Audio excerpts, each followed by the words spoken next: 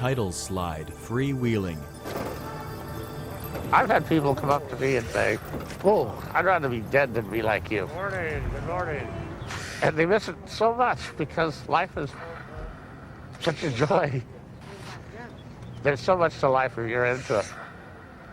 There's so many reasons to die if you're not at all. Ed Roberts has helped millions of people find a reason to live. He helped launch a civil rights movement for people with disabilities so they could live freely integrated in their communities, not shut away in institutions. But when he first contracted polio at the age of 14, that idea was a long way off. His mother, Zona Roberts, remembers all too well the doctor's attitude when he told her Ed would live. The next morning I said to the doctor I was glad that he had survived, and he wanted to know why. Would I like to spend the rest of my life in an iron lung, and would it be like the poor man was horrified. Roberts himself did not want to live. I decided to die in the beginning. People told me basically that I would have no life.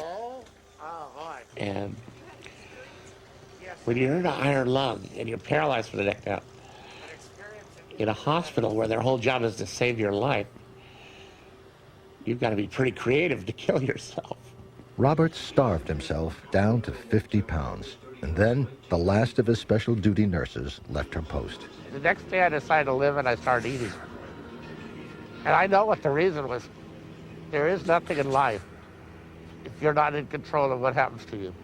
And I think that was when I began to realize that I had a choice over living and dying. And that I really wanted to live and to take control of my own life. Except for 2 fingers, Roberts is paralyzed from the neck down. He spends much of his time in an iron lung. But from the beginning, he learned to sit in a wheelchair, and he learned to breathe with the help of a portable respirator, forcing air into his lungs. Ed Roberts talks to students. And he learned to challenge society's low expectations of himself and other people with disabilities. He decided that his body may be limited, but his mind was not. The kid who had lived for baseball turned seriously to school, attending high school by phone hookup. So I can remember wheeling down this for the first time in 1962, and there was a demonstration. Roberts convinced a skeptical University of California to admit him. He became the first severely disabled student to attend. He had to live in Cowell Infirmary, the only place big enough for his 800-pound iron lung. Newspapers headlined the conventional wisdom. He proved them wrong, eventually earning a master's degree. And soon other quadriplegics joined him on campus.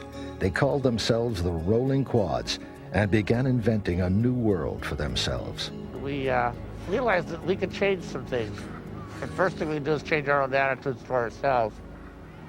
Be proud of who we were and what we were. And go out and change it for others and for ourselves. The most important part of that is working with other people. Moving away from your own problems to help somebody else. And that liberated me. When I realized I could help others, it made me a lot freer to help myself. At the university, the Rolling Quads literally opened the door for other students like them. They remade the Berkeley campus into one of the most physically accessible in the country, with a program designed to aid students with disabilities. Hundreds have earned their degrees since then, without living like patients in the infirmary.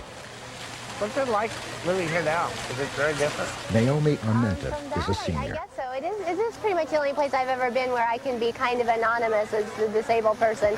You know, people say, oh, the woman in the wheelchair, and they don't automatically know it's me. There are people around here in wheelchairs that I don't know. So, I mean, that's kind of nice in a way because it takes the pressure off. You know, you don't always have to be an activist for yourself. Roberts and his friends realized that access to education was only a beginning.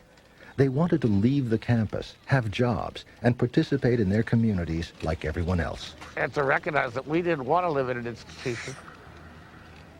I remember one dean at the university said, oh, you'll finish your PhD, and then you'll live in a nursing home. And I said, no, that's not the plan. We're here to change that whole idea. Their new idea they called independent living. Independent living is a psychological idea much more than a physical concept. Assistant helps Roberts into car. I'm paralyzed from the neck down, but I'm completely in control of my own life. I make decisions about what I want. And when you begin to believe that, it's very empowering and powerful. And then it becomes, it's almost, when it catches on with other people, they see, well, if he can do that, why can't I? They set up a place to spread that word and provided job training, housing referral, and skills to live ordinary lives. The center turned Berkeley into the first city with curb cuts, providing people with the most basic access to independent living. There are now hundreds of these centers throughout the world. Our whole philosophy was, do not make other people with disabilities dependent on you. And our whole professional system is set up that way. Always ask, what do you want to do? Help people learn how to make their own decisions in their life. And you know what? It's that simple. In 1975, Roberts had caught the eye of Governor Jerry Brown, who put him in charge of the California Department of Rehabilitation and its 2,200 employees. Along the way, Roberts had shattered another myth. I was always told that I could never drive a power wheelchair, which meant that any time I needed to move, I had to ask someone. And one thing you become very leery of is asking for too much. So you cut out part of your life, the things you'd like to do. Like falling in love. And all of a sudden, it became ridiculously inconvenient to have my attendant pushing me around. It was a real hindrance to intimacy. And being highly motivated, I decided to hell with all those comments, and I couldn't do it. I needed it for my life, and they got me in a power chair. And all we had to do is turn the controller around so I could pull. And I bounced off the walls a few times, and she jumped on my lap, and we rode off in the sunset. Roberts eventually married and fathered a son, Lee, now 16 years old. Roberts is divorced, but shares custody. Ed and Lee Roberts at a baseball game. Awesome. I was told I would never be able to have a child. And it was one of those myths again. I mean, it just took finding the right woman in the right circumstances and getting together. And we had a kid. And he's totally the joy of my life. He teaches me every day that disability is irrelevant because I'm Dad. I'm his father. And you can be a father in a wheelchair, or you can be a father walking around. Lee feeds Ed fries. You can be a father in a lot of ways. Lee fixes Ed's respirator. In 1983, Roberts co-founded and became president of the World Institute on Disability, a think tank which focuses on disability policy in an international arena. While there, he was awarded a MacArthur Foundation Genius Grant. In the national arena, one of the disability rights movement's greatest legislative achievements was the Americans with Disabilities Act. It bars discrimination in employment and guarantees access to public buildings, transportation, and communication services. And today's legislation brings us closer to that day when no Americans will ever again be deprived of their basic guarantee of life, liberty, and the pursuit of happiness. But laws are one thing, their implementation is another. Roberts was reminded of that one day on a visit to Washington, D.C.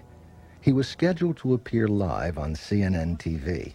The man who was instrumental in the first curb cuts in the nation missed the interview. Why? Right in front of the Capitol building, he had to search for a curb cut. I think as we train professionals, architects, and others who work on this, they need to understand better what barrier-free design really means. It's good for everybody. When you put a curb cut in, not only can you get around, but so can strollers and all kinds of other things on wheels get around. So when we make change, it's often for a large group. People marching. There are still other obstacles. They want the billions of dollars spent on shutting people away in institutions to be spent on attendance and assistive technology. Then, more of them can become productive, tax-paying members of their community at less cost to society and to themselves. Right now, 75% of us are unemployed. Staggering figure, 75% of us.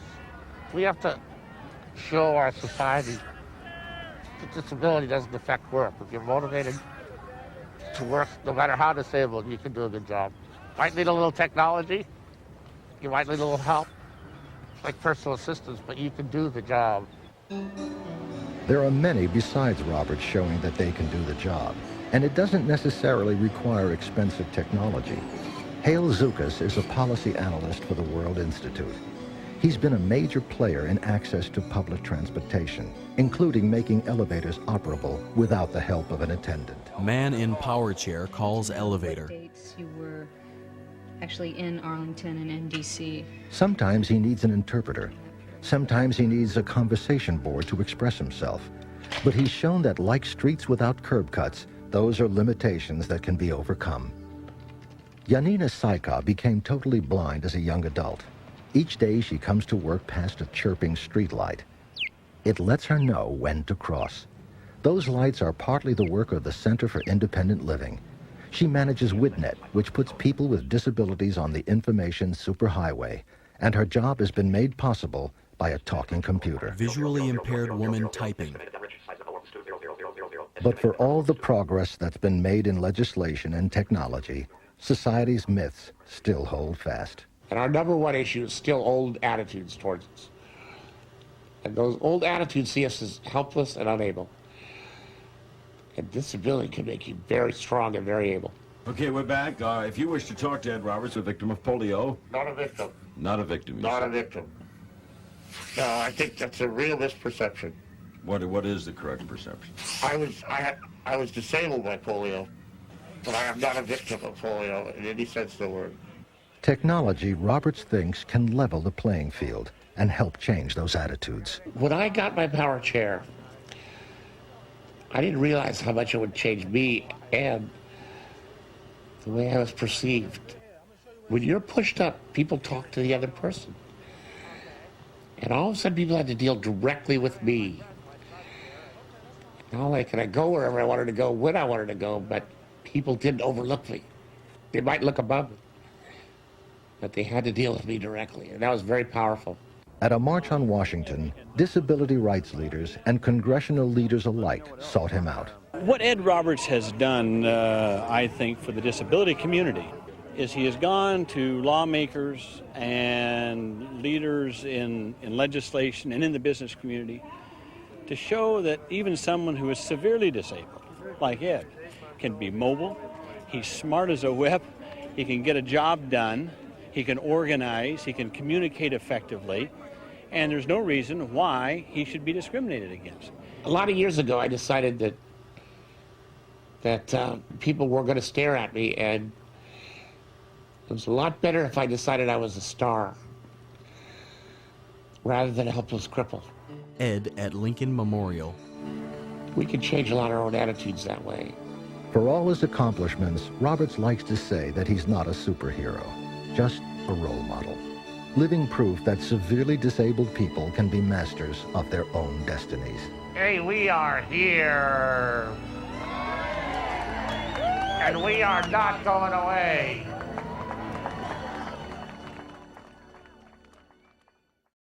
Captioning and audio description provided by World Enabled and the Pineda Foundation for Youth.